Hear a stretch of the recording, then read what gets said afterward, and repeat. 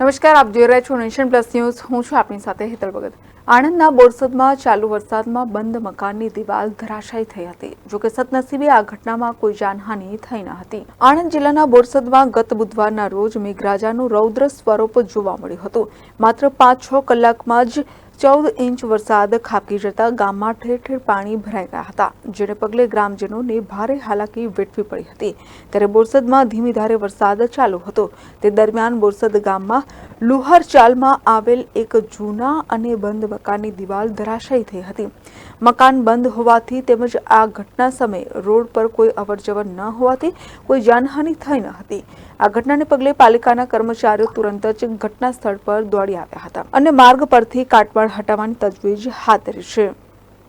Hiren Shah, nation plus news, Khambhat. સમાચારોના સતત update મેળવવા માટે અમારી નેશન પ્લસ ન્યૂઝની યુટ્યુબ ચેનલને સબસ્ક્રાઇબ કરો, બેલ આઇકન દબાવો અને જોડાયેલા રહો ફેસબુક, ઇન્સ્ટાગ્રામ અને ટ્વિટર પર.